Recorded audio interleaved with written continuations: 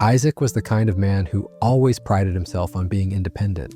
At 68, he still did his own grocery shopping every Sunday, still pushed the old lawnmower across the backyard even when the weather disagreed, and still believed a hearty breakfast and a walk were enough to keep a man healthy. That's what he had learned from his father and his father before him. For most of his life, it had seemed to work. Until one morning, it didn't. It started quietly, a stiffness in his knuckles when he gripped the coffee pot. He brushed it off. "Old bones," he mumbled with a grin. But over the weeks, the stiffness turned into a deep ache, a slow-burning pain that seemed to travel from joint to joint, whispering a little louder each day. When it reached his knees, he found himself hesitating before climbing stairs. And when it reached his hips, it robbed him of something he valued more than mobility, his confidence. The doctor was gentle but honest. "It's arthritis, Isaac. Likely osteoarthritis, though inflammation markers suggest there's a reactive component too." Isaac didn't say much in that moment. He just stared at the little X-ray on the screen, his bones outlined in white like a brittle tree in winter. He hadn't expected to feel so vulnerable.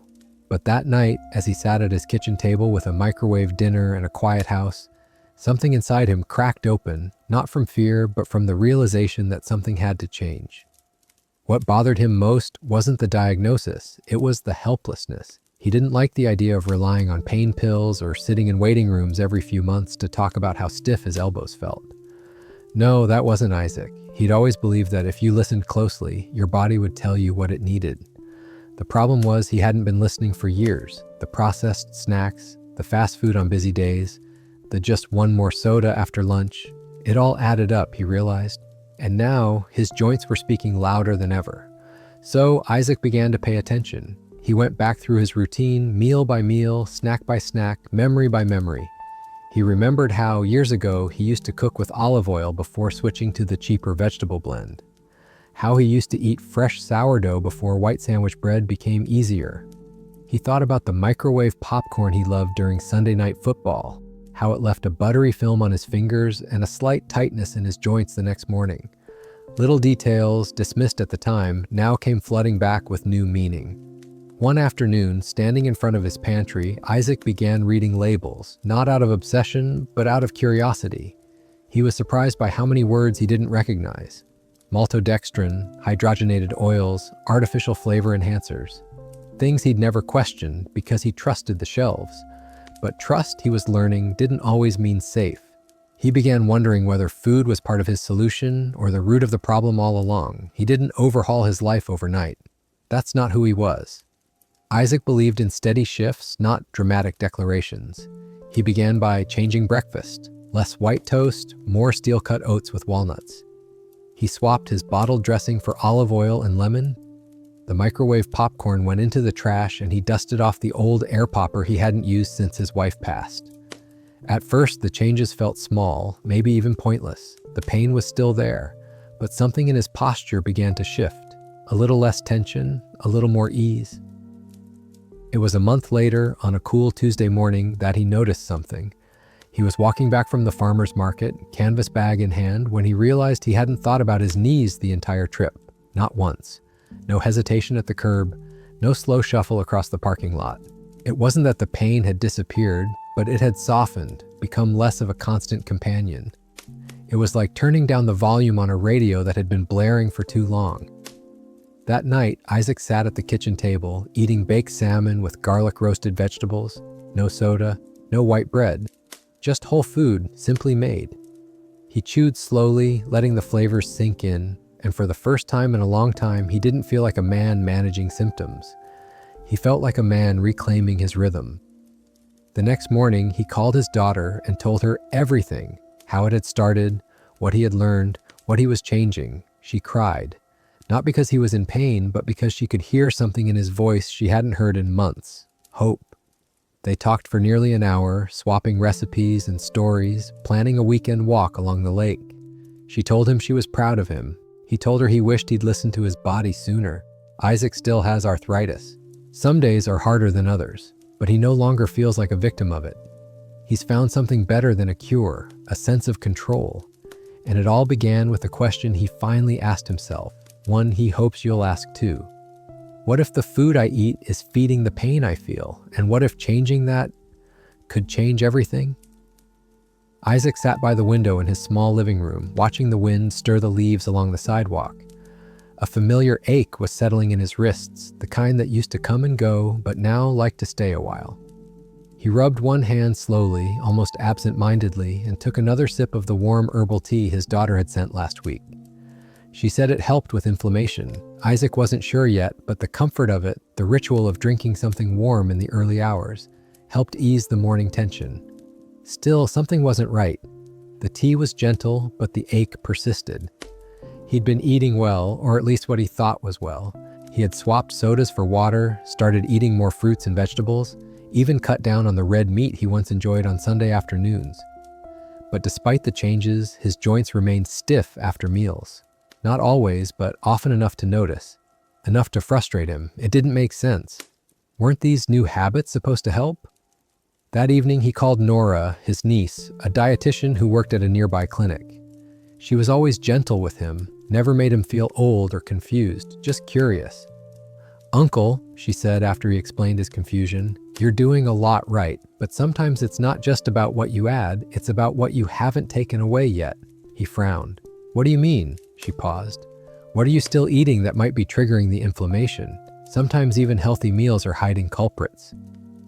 Isaac thought for a moment. That day's lunch had been a grilled chicken sandwich on soft white bread with a side of corn chips and a sliced apple. It hadn't seemed indulgent. It hadn't felt like a mistake. But now he remembered. His fingers had started throbbing just before his nap. The next morning, he opened the bread drawer and stared at the package. White, fluffy, familiar. He turned it over, reading the ingredients. He didn't recognize half the list. Bleached flour, added sugar, preservatives with long chemical names. It was bread, but not the kind his mother used to make in the old kitchen with the cracked windows and the smell of warm yeast in the air. He remembered those loaves, thick and hearty, made with whole grains and a pinch of salt. They didn't come with expiration dates that lasted for weeks. They were eaten fresh, and they filled you up without leaving you sluggish. That's when it hit him. Not all bread was the same. That afternoon, Isaac walked to the corner market. It was a short walk, and his knees protested a little as he climbed the shallow slope. Inside, he wandered through the aisles, passing shelves of brightly colored boxes and bags, until he found a small selection of fresh-baked loaves tucked into a wooden rack near the back. One caught his eye. Whole grain sourdough, just 4 ingredients. He took it home. Dinner that night was simple. Grilled vegetables, a poached egg, and 2 thick slices of toasted sourdough with a smear of avocado. It tasted earthy, filling, and new. The bread had a bite to it, a texture that reminded him of childhood and something honest. When he woke the next morning, something was different. Not miraculous, not pain-free, but his fingers moved a little more easily. He flexed his hands and noticed the absence of that dull pressure that usually greeted him before breakfast. He didn't rush to conclusions, but he noticed. Over the next few days, Isaac paid closer attention. He started keeping a little notebook near the kitchen, jotting down what he ate and how he felt afterward. Not like a scientist, just a man trying to listen to himself again.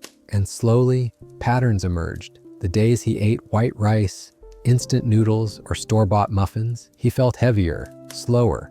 But on the days he stuck to oatmeal, legumes, and that dense, dark bread, he moved better. His joints still reminded him they were there, but not with anger. More like an old friend, nudging him gently instead of shouting. One afternoon, his neighbor Joe stopped by. Joe was 71, big hands, big voice, and the kind of laugh that filled a room. "You've been walking more," Joe said, raising an eyebrow. "What's the secret?" Isaac smiled. "I think it's the bread," he said, half joking, half serious. Joe chuckled. "Bread's been making me hurt for years." "Maybe the wrong kind," Isaac said. They stood in the kitchen, 2 men with decades behind them, talking about sandwiches like they were secrets to life. And in some ways, they were. Because for Isaac, this wasn't just about food, it was about paying attention, about choosing differently, about remembering that healing doesn't always come from pills or clinics, but sometimes from the small decisions repeated quietly each day. That night, Isaac stood at the stove, stirring a pot of lentil soup. He dropped in a bay leaf and smiled at the smell. On the counter sat a slice of toasted sourdough, waiting patiently beside a small bowl of olive oil. He had turned a corner, not because someone handed him a cure, but because he started asking better questions. Why did his joints still hurt after eating? Now he was beginning to understand. Isaac had always loved his routines, especially the little things.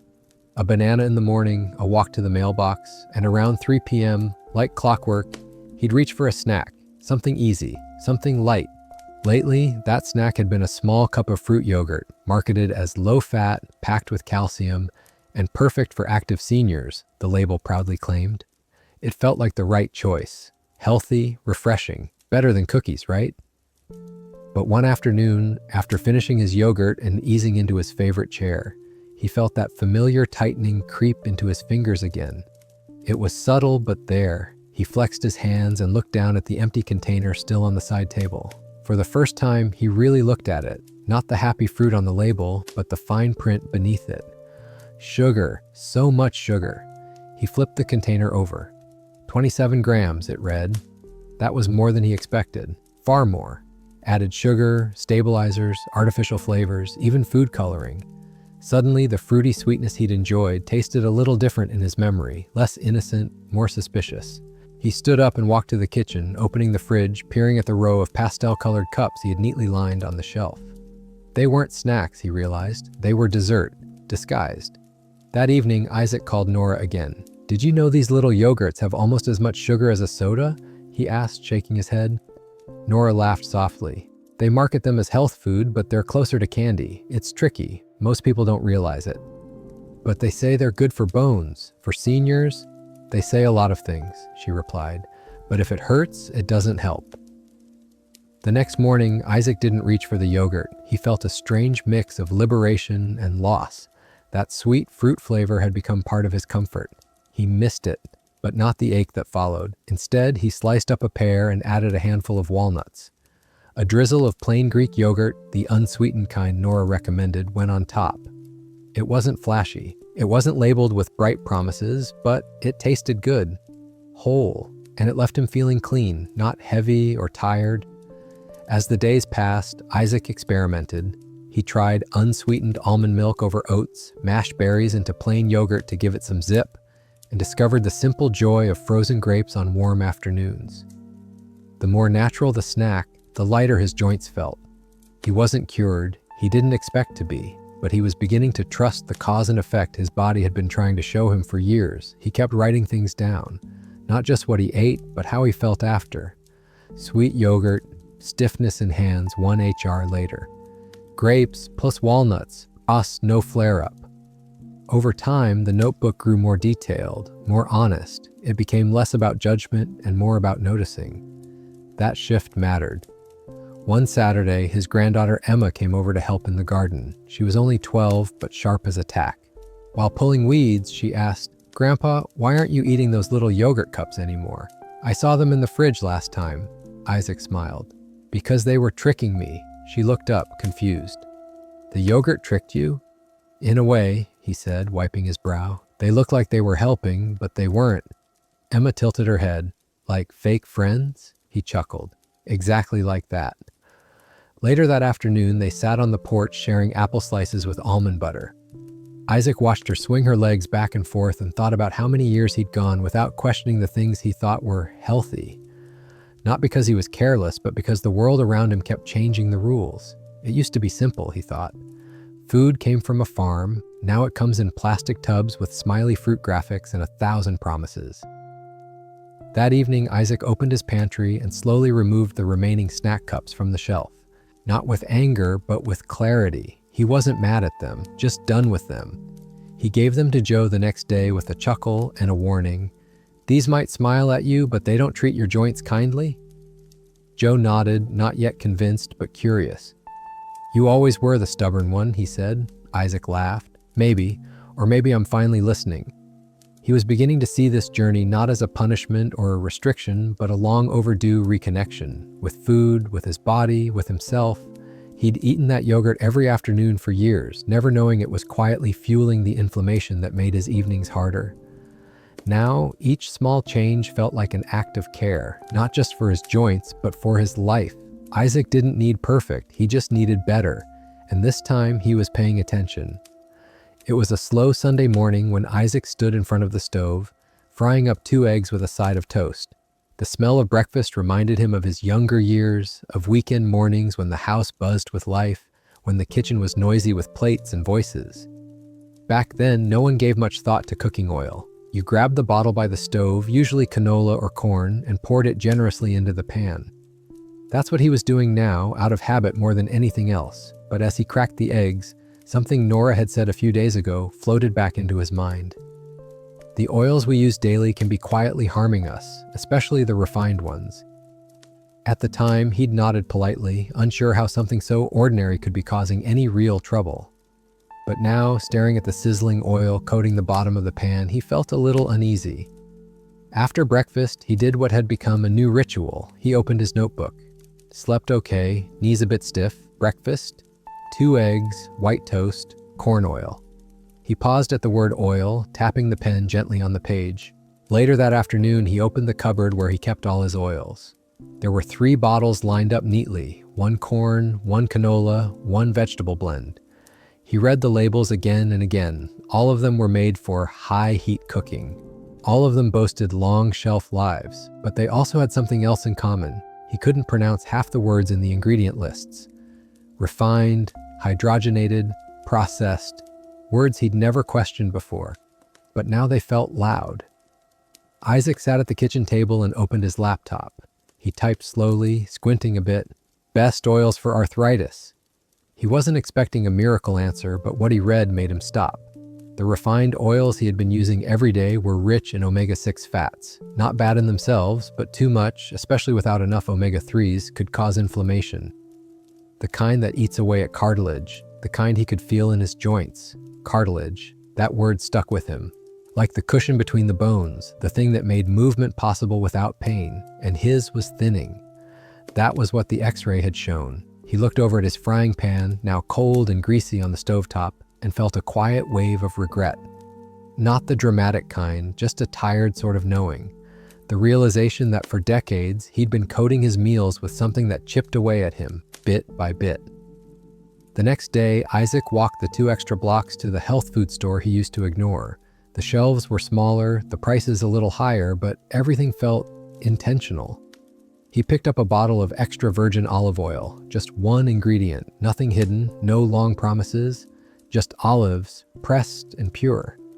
That evening, he used the new oil to roast a tray of sweet potatoes, carrots, and red onions. He sprinkled rosemary on top and drizzled just a little over everything before it went into the oven. When he opened the door 30 minutes later, the scent wrapped around him like a warm coat. It wasn't just food, it was care. As he ate, he noticed something he hadn't in a long time. He didn't feel heavy.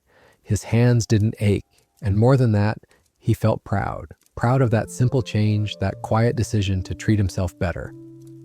A few days later, Isaac invited Joe over for dinner. Joe had been asking questions, watching Isaac more closely than he let on.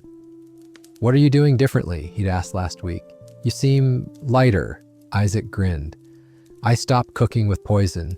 Joe laughed, thinking it was a joke, until Isaac set the roasted vegetables down on the table and explained everything. The oils, the inflammation, the cartilage. Joe listened, nodding. He didn't say much, but he reached for a second helping. That night, as Isaac washed the dishes, he looked down at his hands in the soapy water. The veins were more visible now, the skin thinner, but he could still move them without pain, without wincing. That hadn't always been the case. Not for a long time. He thought back to all the little choices he'd made without knowing their weight. The corn oil, the margarine, the fast food fried and reused oil. He didn't blame himself. No one had told him. No one had taught him how to listen to his body when it whispered, only when it screamed. But now he was learning. The next morning, he wrote in his notebook, "Used olive oil all week. Hands feel better. No morning swelling. Feels like a small victory." And it was, because sometimes the biggest shifts don't come from big gestures. They come from the quiet removal of things that no longer serve us, from the oil in our pans to the habits in our heads. Isaac still made eggs, still roasted vegetables, still lived in the same little house. But now his food had changed, and so had he. Isaac had always believed pain was just part of getting older. It was what he'd heard from friends, from television commercials, even from the occasional well-meaning nurse. "You're not 20 anymore," they'd say with a gentle shrug, as if stiff joints and aching bones were the toll collected at the gates of old age. For a while, Isaac had agreed. He chalked up the creaking in his knees to decades of yard work, the tightness in his fingers. That was from years of tinkering with tools, of fixing what was broken around the house. And the fatigue he started to feel after meals, especially heavy ones, he blamed on the simple passing of time. But something had begun to gnaw at him. It wasn't just the pain, it was the way it lingered, the way it settled into his days like fog and refused to lift. It was the way it robbed him of little joys, walking to the mailbox without wincing, kneeling in the garden without feeling like his knees might betray him. These weren't the slow, graceful changes of aging. This felt different. It felt unnatural. One morning, while sitting on the porch, Isaac noticed a sharp stiffness in his ankles. He hadn't even walked yet, hadn't done anything to deserve the pain. That's what finally made him pause. He poured himself a glass of water and sat down at the kitchen table, watching the sunlight stretch across the floor.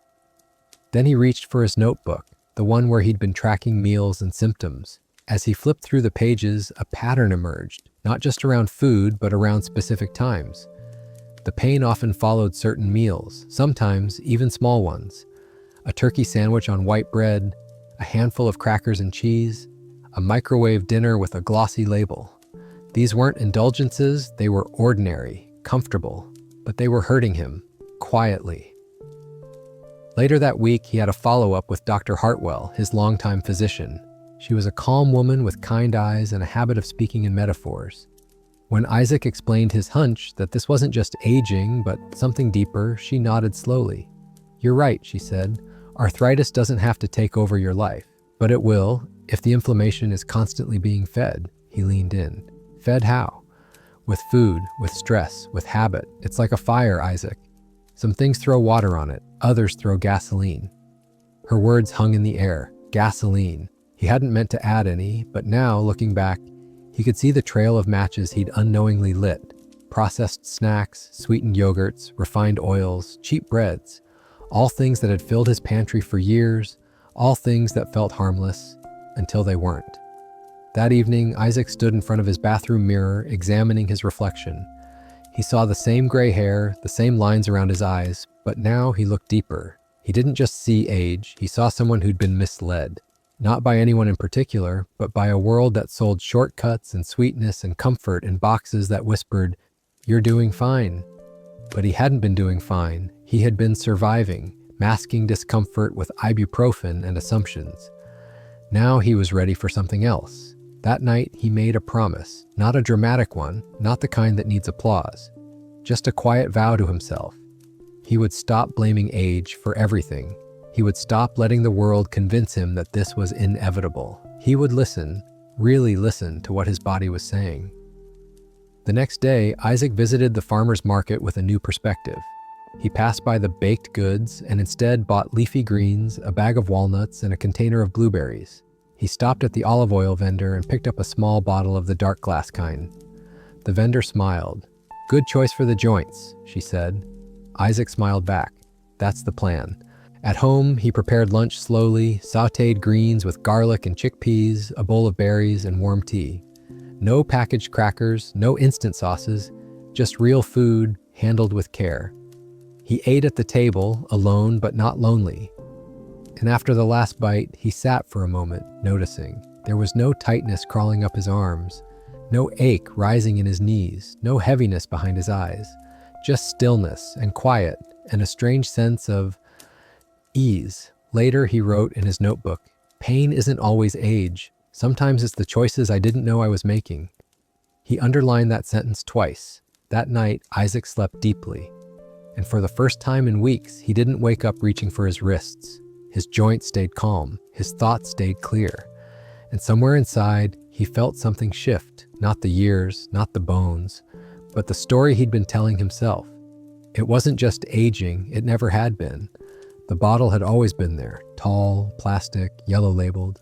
It sat faithfully near the stove, tucked behind the salt jar, a quiet fixture in Isaac's kitchen. He'd used it for years, out of habit more than intention. Corn oil, sometimes canola, occasionally a vegetable blend on sale. It never crossed his mind to question it. Oil was oil, right? But now everything was under review. It started with a conversation at the farmer's market. Isaac had been browsing the spice table when he heard a man asking about cold-pressed avocado oil. The vendor was explaining how some oils protect the joints, while others, especially cheap, refined oils, actually break them down over time. Isaac turned to listen more closely. "It's the balance of fats," she explained. "Too much omega-6, not enough omega-3. And when oils are heated and refined, they lose the nutrients that help the body and pick up the ones that hurt it." He felt a quiet jolt. That word again, refined. When he got home, Isaac pulled out his old oil bottle and set it on the counter like an artifact. He turned it slowly, reading the label. Refined, heat processed, stabilized for shelf life. He suddenly felt like he was holding something more toxic than nourishing. Like he'd been unknowingly brushing his food with rust. He opened the cabinet and pulled out his other oils. Same story, refined blends, made for high heat cooking. Marketed as light, neutral, versatile, but nowhere did they say nourishing, nowhere did they promise healing.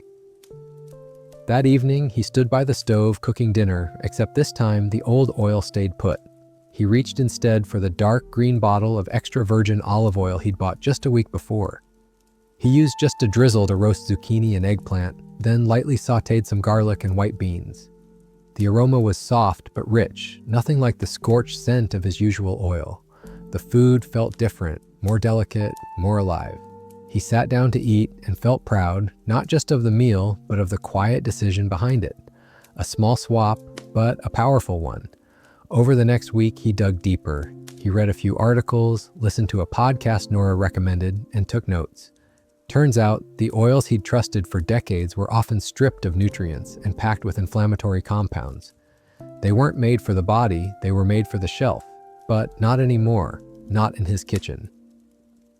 Isaac tossed the old oils into a box and left them by the trash. It felt oddly personal, like saying goodbye to an old friend who'd let him down. There was no anger, just clarity. He kept the olive oil, bought a small bottle of avocado oil for higher heat dishes, and even tried coconut oil for roasting sweet potatoes. Surprisingly delicious, he'd admit later. Within days, he noticed something subtle but steady. The burning sensation in his wrists, which used to flare up after dinner, had dulled. The stiffness in his ankles each morning began to soften. He could bend more easily, grip things without bracing himself first. It wasn't a miracle, it was a thawing. And then there was something else. His energy. It crept back into his afternoons like sunlight through a dirty window. He stopped feeling heavy after meals. His naps became shorter, his thoughts sharper. One afternoon, while clipping the hedges out front, Joe walked by and raised an eyebrow. "You're out here again? You're like a new man." Isaac grinned. "New oil," Joe laughed. "What?" Isaac put down the shears and wiped his hands on his jeans. "I got rid of that cheap corn stuff, been using olive oil instead. Cleaner, calmer." Joe shook his head, amused but curious. "I swear, every week it's something with you."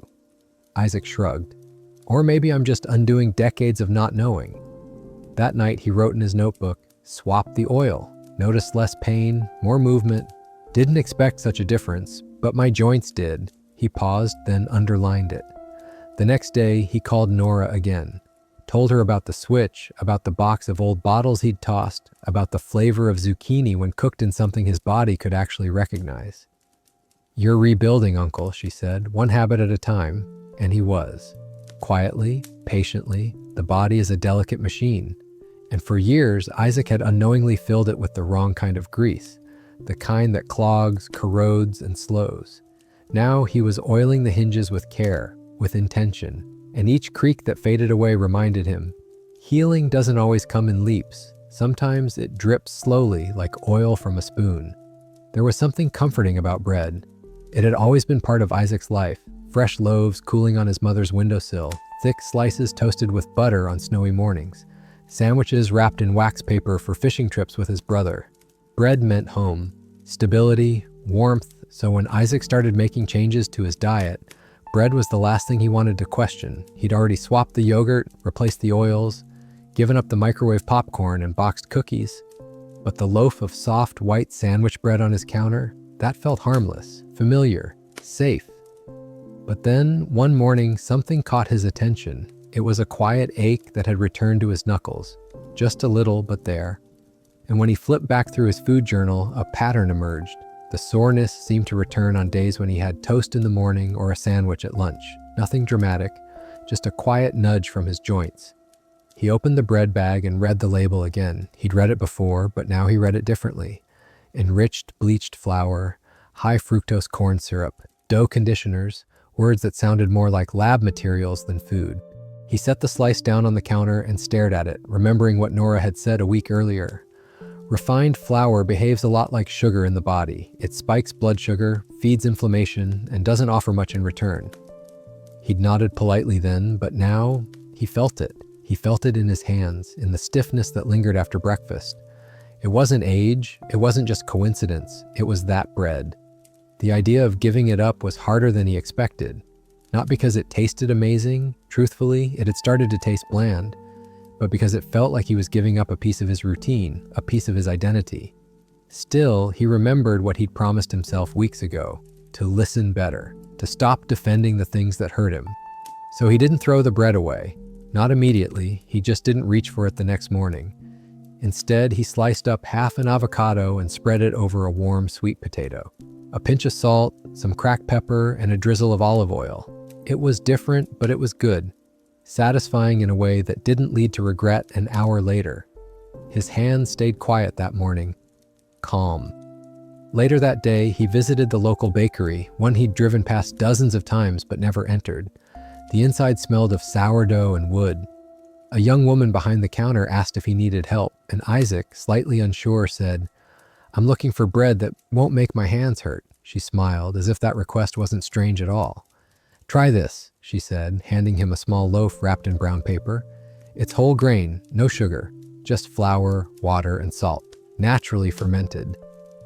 Isaac bought it, mostly out of hope. That evening, he toasted a slice and paired it with lentil soup. The crust was chewy, the center dense. It didn't taste like the soft white slices he was used to, but it felt real. More importantly, the next morning, his joints were quiet. He wrote in his notebook, "Sliced sweet potato, plus whole grain sourdough, ox, no flare-up, energy steady, no crash." Over the next few weeks, the white bread disappeared from his home, replaced by better things, denser, darker, full of fiber and life. He noticed he felt fuller longer. His energy didn't dip in the afternoon. His joints didn't buzz with that low, inflammatory hum he'd come to expect. One afternoon, Joe stopped by again, as he often did. He glanced at the cutting board, saw the loaf, and smirked. "That bread looks like it could stop a bullet." Isaac laughed. "Might stop arthritis instead." Joe raised an eyebrow. "Really? I used to think the soft stuff was easy on me, but it was just sneaky." Joe sat down and picked up a slice, tearing off a piece. He chewed slowly, nodding. "Chewy, kinda nutty." "Like me," Isaac grinned. That night, Isaac thought about all the things he'd assumed were harmless. Yogurt cups, bottled oil, soft white bread. They had been part of his life for so long he hadn't realized they were part of the problem. He hadn't meant to hurt his joints. He'd just trusted the routine, but now he knew better. He wasn't just eating for taste anymore. He was eating for ease, for movement, for tomorrow. And it all started with a slice of bread that no longer whispered pain. It was a small thing, cold, fizzy, familiar. Isaac had always enjoyed a glass of soda with lunch, especially on warmer days. There was something comforting in the pop of the tab, the tickle of bubbles as the drink slid down. It felt harmless. He didn't drink much, just one can, maybe two if the day dragged. And besides, hadn't he given up enough already? He'd swapped his oils, changed his bread, let go of the sweet yogurts. Couldn't he keep this one thing? That's what he told himself one Tuesday afternoon as he sat on the porch, sipping slowly from a glass of cola. The carbonation was refreshing, and for a brief moment he felt like himself again, before the arthritis, before the doctor visits, before all the changes. But the feeling didn't last. An hour later, as he folded laundry, a strange ache settled in his fingers. Not sharp, not sudden, just that familiar, creeping tightness like a slow freeze spreading through his knuckles. He paused, placing the towel down, flexing his hand. The flare-up didn't surprise him, it just disappointed him. He opened his notebook. Lunch, leftover chicken, sourdough, soda. 1 hour later, stiffness in fingers, fatigue. The fatigue was new, a heavy, quiet kind of tired, like he'd been up all night even though he'd slept fine. He sat down and stared at the entry. Could it really be one sip doing all this? He turned the can around. Sugar, 39 grams, phosphoric acid, caramel coloring, caffeine, and no sign of anything his joints might actually need. Isaac had read somewhere in passing that soda could leach calcium from the bones. He hadn't paid it much mind then, but now, with his hands swollen and slow, it felt real. Not theoretical, not a warning on a website, just real. That evening, he called Nora again. He didn't lead with a question, just said quietly, "I think the soda's been lying to me." She didn't laugh. "I know it's a hard one to let go of." "It's not the taste," he said. "It's the feeling I miss, like I'm still young, like I'm still in control." There was a pause. "Uncle," she said gently, "what if not drinking it is what puts you back in control?" That stuck with him. The next morning, he poured the remaining cans into the sink. The sound was oddly satisfying, like draining away a part of himself that had overstayed its welcome. He rinsed the cans and placed them in the recycling bin. Then he filled a tall glass with cold water, dropped in a slice of lemon, and took a sip. It wasn't the same.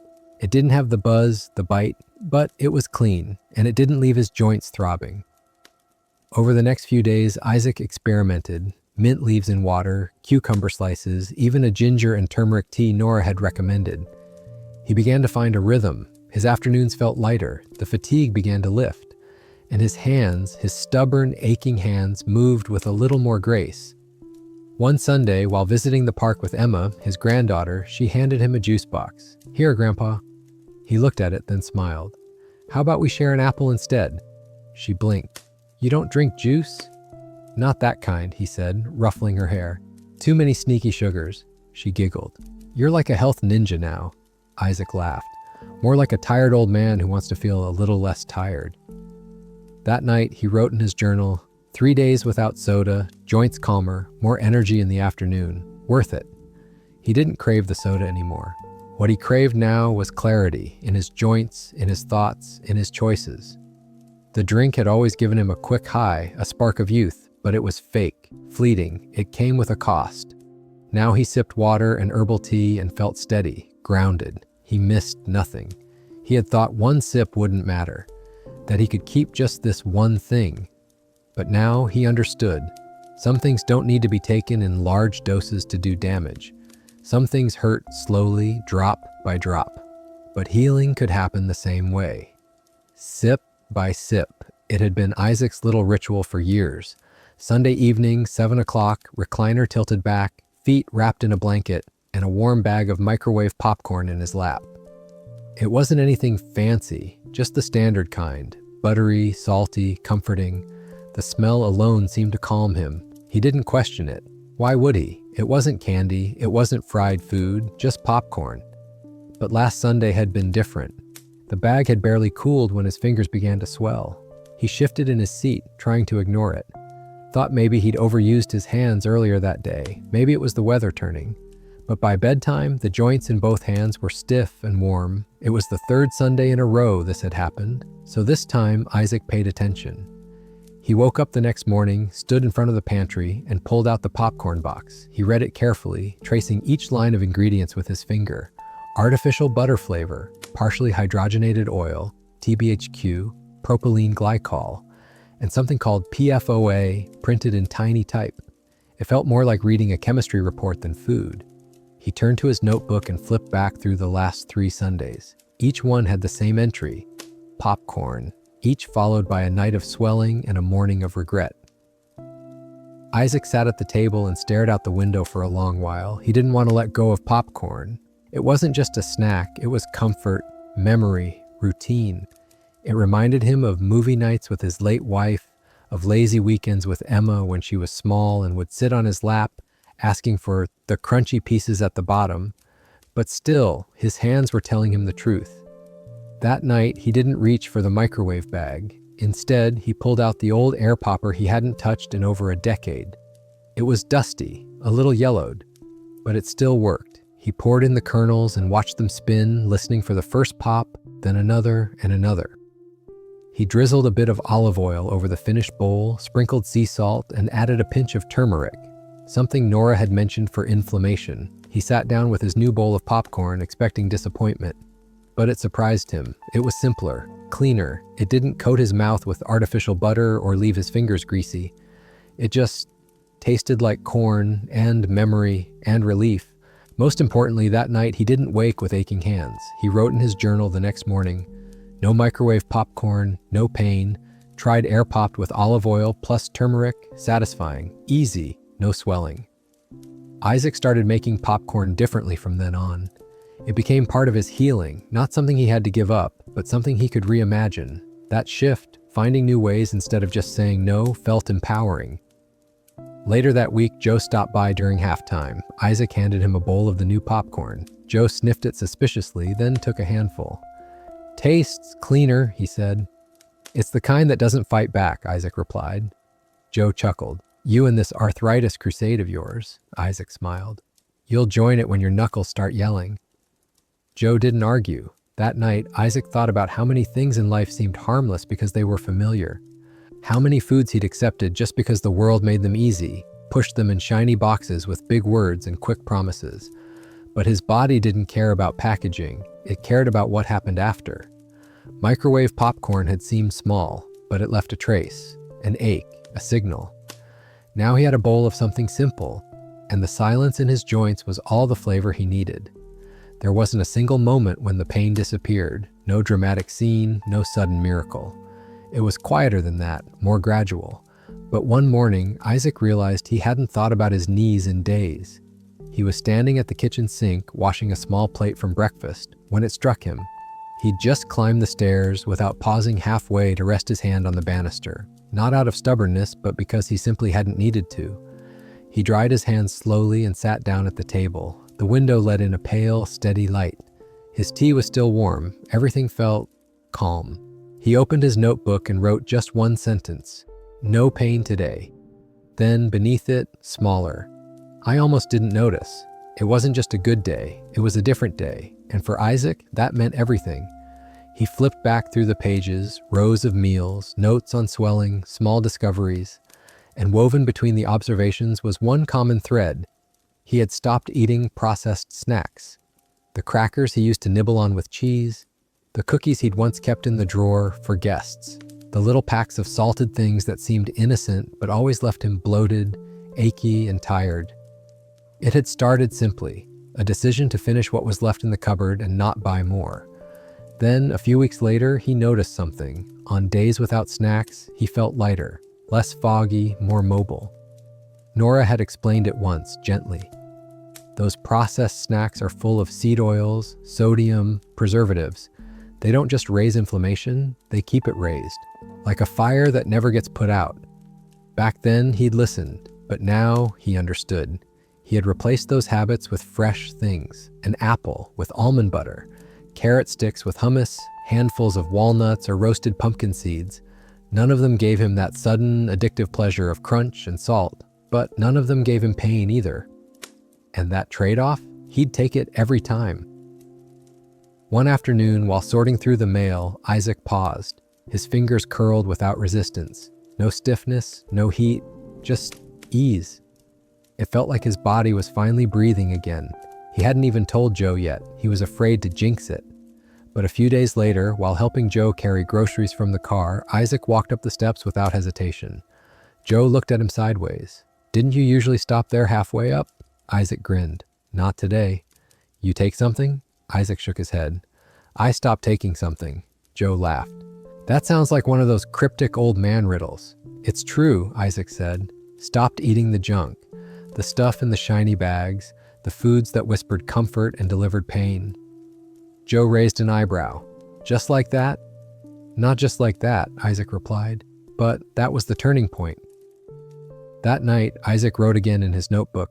"My pain didn't leave all at once. It stepped back. Gently. The more I cleared space, the more it let go." He thought about how strange it was, how something so simple could make such a difference. Not medicine, not a new cream or device, just a quiet choice repeated every day, replacing the artificial with the real, the convenient with the kind. And more than anything, listening, not to advertisements, not to packaging, but to the small voice inside that had always been trying to speak. He wasn't healed, not entirely, but he was living with his body now, not against it. And it all began with one change. One quiet, ordinary change that didn't feel powerful at the time, but turned out to be everything. Isaac had always loved fried food, crispy, golden edges, that satisfying crunch. Chicken, fish, potatoes. If it had a sizzle and a smell that clung to your shirt, it made him smile. It reminded him of roadside diners, football nights, and backyard cookouts from another life. So when he began adjusting his eating, fried food was the one thing he didn't want to touch, not yet. He wasn't ready. He told himself it was occasional, a treat. He'd already made so many changes. Wasn't he allowed one indulgence? But the body doesn't negotiate. One evening, after helping Joe install a new light fixture in the garage, they sat on the porch with a paper bag of fried chicken between them. It was greasy and warm, just the way they remembered. Isaac bit into a thigh, crispy and seasoned. It was good, comforting in that hollow, nostalgic way. He licked his fingers clean, sighed contentedly, and leaned back into his chair. The next morning, his body reminded him. He woke with his hands throbbing and knees stiff as tree trunks. He tried to stand, but his ankles flared, slow and swollen. It had been weeks since he'd felt this kind of discomfort, weeks since a single food had set him back so completely. He shuffled to the table, opened his notebook, and stared at the blank page. Dinner, fried chicken, store-bought. Result, sharp flare-up, low energy, knees locked. He underlined it. It wasn't just the pain, it was the weight of it, how fast it came, how loud it spoke. He sat there for a long time, thinking about what fried food used to mean, about what it cost him now. He remembered something Nora had once said during a call. Fried foods are like splinters in your joints. They go in sharp, stay long, and keep you aching. He didn't want to hear it then. Now he couldn't forget it. That afternoon, Isaac stood in the kitchen, looking at the bottle of avocado oil on his counter. Next to it sat a tray of vegetables, zucchini, carrots, and thin-cut potatoes. He arranged them carefully, dusted them with paprika and garlic, drizzled the oil, and slid the tray into the oven. It wasn't fried, but it smelled wonderful. The first bite of the roasted potatoes was familiar, but quieter. No heavy grease, no guilt, just warmth and texture. It didn't leave him bloated. His hands didn't swell. His thoughts didn't fog. That evening, he jotted in his notebook, roasted veg, chakurish, no reaction, full, satisfied, pain-free. The next day, he tried something new. Homemade breaded chicken, almond flour, a little olive oil, a quick bake in the oven. It didn't crackle like deep fried, but it was flavorful. His body welcomed it. Joe wasn't so sure when Isaac served it to him. "This ain't fried," Joe said, biting into it. "No," Isaac said, smiling, "but it doesn't fight back." Joe shrugged. "Fair point." Over the next few weeks, Isaac let go of the last bits of fried food in his diet, slowly but without mourning, because each time he avoided it, his joints responded like a friend finally being heard. He noticed other things too, how fried food made him tired in the middle of the day, how it coated his tongue and dulled his senses, how, once removed, the world felt clearer, not just physically, but emotionally. As if a veil had lifted, fried food had once been his joy, but now health was his joy. Freedom from pain, waking up and walking without limping, holding a cup of tea without needing both hands. He wrote in his notebook one evening, "Fried food took more than it gave. I don't miss the crunch anymore. I love the quiet." Because that's what healing sounded like now. Not a sizzle, not a snap, but the silent unfolding of a body remembering how to move freely. Isaac had never considered himself someone with a sweet tooth. He didn't keep candy around the house, didn't drink much juice, and rarely baked, but sugar, he would soon discover, wasn't always obvious. It was a cold morning when he first noticed it, his hips aching as he tried to rise from the couch. He'd slept well, hadn't strained anything, hadn't skipped his turmeric tea. But something was off. His joints moved as if through wet sand. His legs, once quick to carry him up the front steps, now resisted. He sat back down, frustrated. He opened his notebook and traced back the day before. Breakfast, oat bar with raisins. Lunch, turkey sandwich with healthy honey mustard. Snack, low-fat granola with almond milk. Dinner, pre-marinated chicken thighs, roasted carrots. Dessert, half a slice of banana bread his neighbor had brought over. It didn't seem like much, nothing extravagant, but each item had something in common: added sugar. That afternoon, he sat with Nora over coffee. She glanced at his journal and gave a small nod. It's not always the obvious stuff. Sugar hides, even in foods marketed as natural or light. Isaac looked at the banana bread, now sitting untouched on a small plate. So what is it doing to me exactly? She answered gently. Sugar feeds inflammation, and inflammation stiffens joints. It's like pouring syrup into your hinges. That night, Isaac didn't eat dessert. He opened his cupboard instead, and this time really looked. The cereal he ate on lazy mornings, 11 grams of sugar per serving. The pasta sauce, 8 grams. Even the bottled salad dressing, 5 grams. It was everywhere, in everything. He began sorting, slowly, carefully. Some things he tossed, others he set aside to give away. When he was finished, the pantry looked bare, but also honest. Over the next few days, Isaac experimented. He mashed a ripe banana into his oatmeal instead of honey, swapped out sweetened granola for chopped nuts and cinnamon, drank water with lemon instead of fruit juice. At first it felt bland, but then something changed. His sense of taste began to return. An apple suddenly tasted bright. Toasted walnuts had richness. Even a carrot felt sweet. And more importantly, his body responded. His knees moved more easily in the morning. His ankles stopped swelling. The stiffness that used to trap him in his recliner each evening began to loosen its grip. The fog behind his eyes, the one he didn't even realize had settled, lifted. One day, while walking to the mailbox, he realized he hadn't needed to brace himself before stepping down the front stoop. He walked back up without hesitation, paused at the top, and smiled. That night, he wrote in his notebook, "Less sugar, harsh, more freedom, less weight in my steps, more light in my head." Joe dropped by that weekend, a bag of donuts in hand. "Thought you might want a Sunday treat," he grinned. Isaac thanked him, took one, and set it on the table. "I might just stare at it," he said with a wink. Joe sat. "Still off the sweet stuff, huh?" "Turns out," Isaac said, "mobility tastes better." They both laughed, but Isaac was serious. It wasn't just about pain anymore, it was about possibility, about not dreading stairs, about reaching down to pick something up without planning for it. Sugar hadn't stolen his joy, it had stolen his ease, quietly, over time, and now he was taking it back. Isaac had fallen into the habit without thinking, a small bowl of crackers in the evening, usually while reading or watching something quiet on television. It wasn't a craving, more like a placeholder, something for his hands to do, something to break the silence of the night. He'd chosen a brand that claimed to be heart-healthy and whole grain, with a rustic logo that looked trustworthy, the kind of packaging that made you feel smart, not indulgent. He kept them in the pantry, right next to his tea bags, and often told himself, better than cookies. But every morning after, like clockwork, came the stiffness. It started subtly, tightness in his feet when he got out of bed, a slow ache in his wrists as he reached for the kettle. Then, over the next hour, it would ease, enough to forget, enough to dismiss, until it happened again, and again. One morning, the stiffness was so stubborn that Isaac spilled a bit of tea trying to grip the handle. He wiped the counter slowly, wincing, and sat down with his journal. The page stared back at him.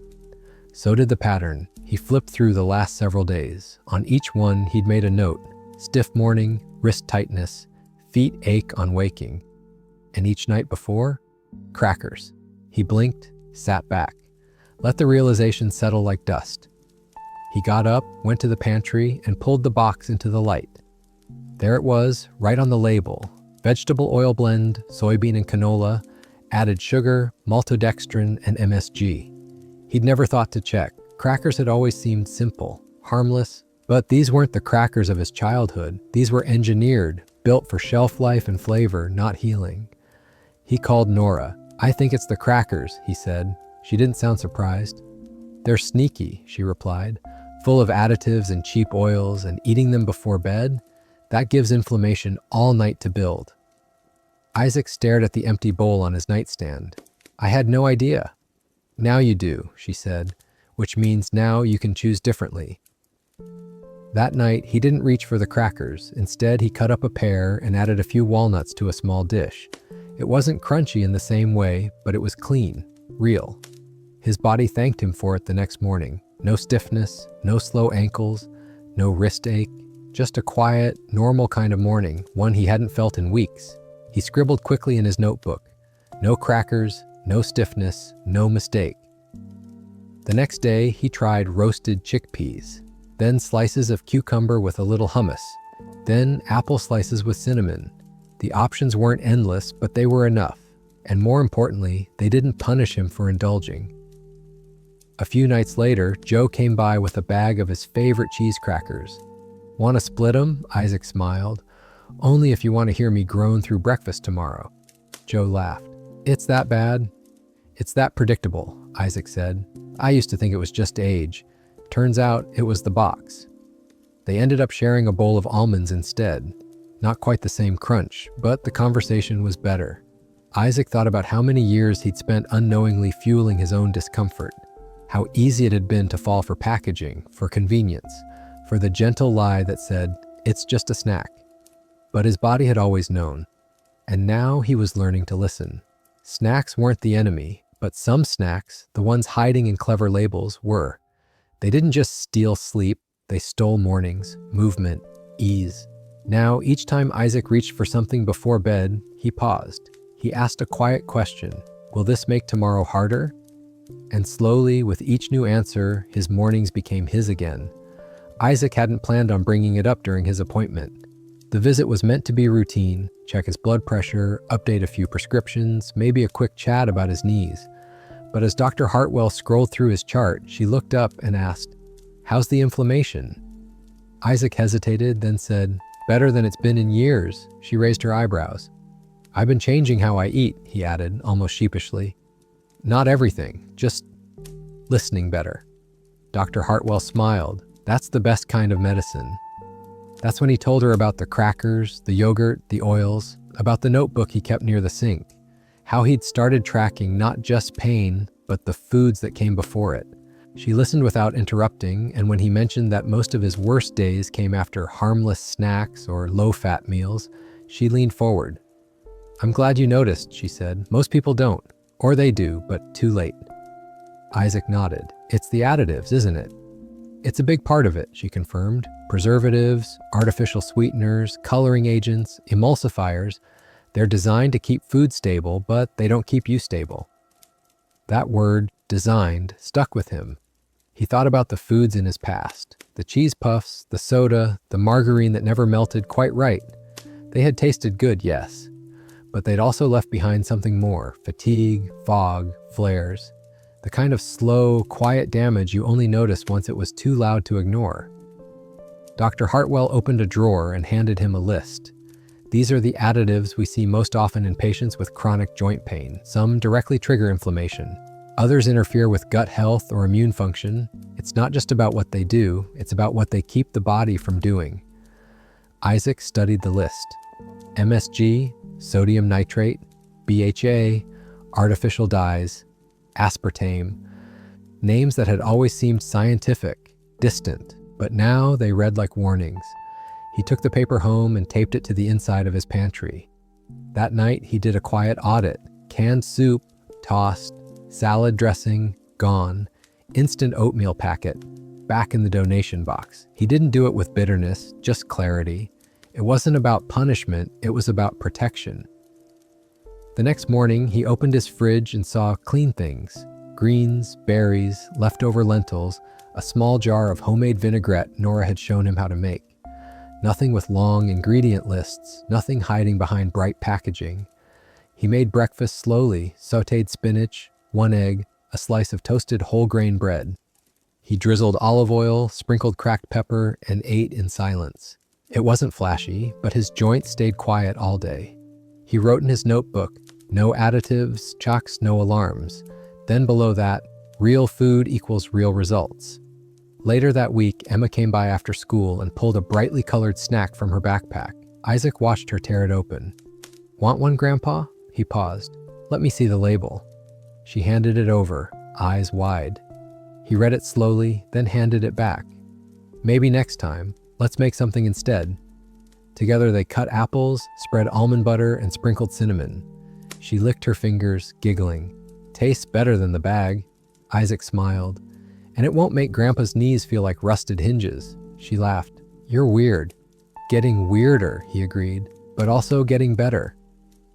That evening, Isaac realized something. Food had once been a passive part of his life, background noise, a routine. Now it was a dialogue, a conversation between what he ate and how he felt, between what he allowed in and what he wanted to feel tomorrow. And the more he avoided the artificial, the louder that conversation became. Healing, he realized, wasn't about being perfect, it was about being aware. And it started with reading the fine print, not just on boxes, but on the way his body responded to every single bite. It started with a phone call from Nora. I want you to try something, she said. Isaac leaned against the kitchen counter, pen already in hand. Another tea? Nope, a swap, just one. Try using chia seeds in your breakfast, or flax. He frowned. Like bird food? She laughed. You'd be surprised. Tiny seeds, big benefits. Isaac wasn't convinced, but by now he trusted her. And more importantly, he trusted the process. Every time he had traded one thing for another, white bread for sourdough, soda for herbal tea, microwave popcorn for air popped, the result had been clear. Less swelling, more movement, a better day. So the next morning he opened the pantry and stared at the little bag Nora had dropped off the week before. The chia seeds looked dull and dry, but he added a spoonful to his bowl of oats anyway, poured warm almond milk over them, waited. By the time he sat down, the seeds had softened slightly. The texture was strange, but not unpleasant. He added berries and a few chopped walnuts, stirred, and took the first bite. Not bad, not exciting either. But he didn't need excitement anymore. He needed relief. That day passed quietly. No afternoon fatigue, no swelling behind the knees. And the next morning, when he stood from bed, there was no creaking, no dragging his heels across the room. His fingers flexed easily, his ankles held steady. He jotted in his notebook, oats plus chia. Light day, no noticeable stiffness, surprised. That night, he read up on the seeds, omega-3s, fiber, anti-inflammatory properties. Things his body had likely needed all along, but never asked for outright. It had only asked through pain, through inflammation, through heaviness. The next day, he tried flax seeds, ground as Nora had recommended, stirred them into a smoothie with spinach and banana. It wasn't gourmet, but it was clean. His body accepted it. His joints stayed quiet. Later that week, he told Nora, "You were right, again," she laughed. "Told you, not bird food, joint food." That Sunday, Emma came over and helped Isaac bake flaxseed muffins. He let her measure everything, even crack the eggs. They filled the house with a warmth that felt old and new at once. As they waited for the muffins to rise, Emma asked, "Do your hands still hurt sometimes?" Isaac looked down at them. Older, yes, but steady. "Not like they used to," he said. "Little changes make big ripples." She nodded, not quite understanding, but liking the sound of it. That night, Isaac sat in his chair and reflected. He used to think healing meant subtraction, removing fried food, soda, sugar. But now he was learning that sometimes healing meant addition. A spoonful of seeds, a few more greens, a better oil, small, intentional things that gave more than they took. The swelling that used to trap him in the morning had lifted, not because of one giant leap, but because of small, daily steps. And this swap, had been among the smallest, but perhaps also one of the most powerful. Isaac was standing in his garden, hands in the soil, when the thought came to him. This is what it feels like to come back to yourself. Not all at once, not loudly, just steadily, moment by moment, like spring unfolding after a long winter. He reached down, pulling up a small bunch of kale, its dark green leaves flecked with dew. A few months ago, he wouldn't have known what to do with it. Now it was part of his rhythm. He had learned what to eat instead, not just what to cut out.